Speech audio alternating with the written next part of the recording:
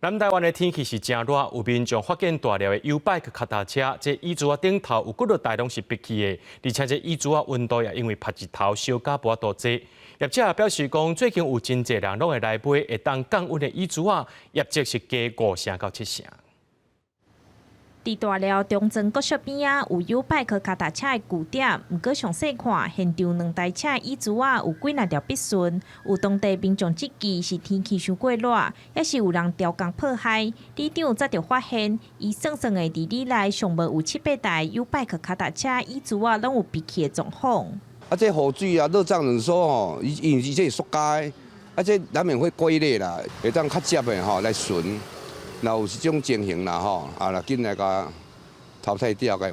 中正里里长认为，今年天气伤热，脚踏车长时间晒日，甚至佫会落雨，致使塑胶椅子啊才会闭起。交通局统计，目前高雄有10000多台 U-bike， 逐个月会定期巡检，平均一个月会换300外的椅子啊。未来会请脚踏车公司甲椅子啊材质外较耐用的。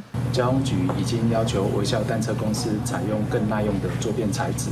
其实，脚踏车甲机车若是日头晒伤久，毋若有必顺，椅子的业者表示讲，椅子啊温度拢有70度以上，人的皮肤是会烫到。目前市面上有用过风的房仔甲防 UV 材质2种椅子啊，温度通降到50度。业者嘛讲，即阵啊换椅子啊的业绩是加5到7成。大太阳超过70度到72度，那用抗 UV 的话，它坐下去，它的温度在到55度。透气管它坐下去温度最低，它都在50度以内。天气热，若要骑车，民众就爱摸看卖椅子的温度才通骑，这嘛带动一波椅子的商机。记者钟义辉、邱兆勇高雄报道。